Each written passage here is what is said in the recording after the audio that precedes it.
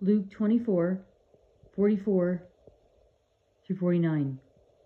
And he said unto them, These are the words which I spake unto you, while I was yet with you, that all things must be fulfilled, which are written in the law of Moses, and in the prophets, and in the Psalms concerning me. Then opened he their understanding, that they might understand the Scriptures.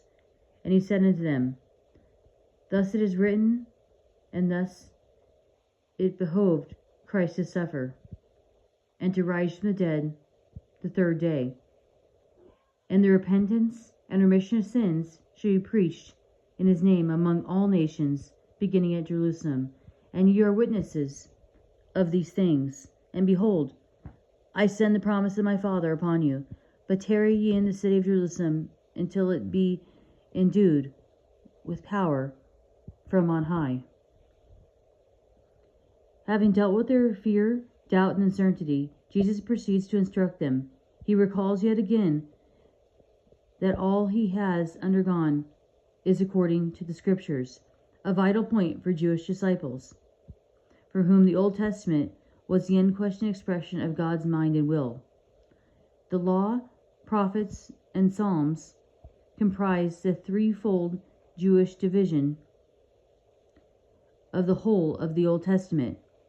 It cannot be overstressed that knowledge of Jesus Christ is inseparably related to knowledge of the Scriptures. From the start, a relationship to Christ carries with it the privilege and responsibility to proclaim the gospel. Repentance is the first step. Apparently, in receiving the message aright, the preaching was to start in Jerusalem, but also extend to all nations. Those who are personally aware of Jesus' identify and saving power are entrusted with the mandate of world evangelization. Here is the source of strength for effective evangelism. The promise of my Father stresses that the Spirit's coming is not an afterthought, but an integral part of God's eternal will. Endued conveys the picture of one being clothed with God's enablement. Waiting is part of necessary preparation for reception of God's guidance and sanction.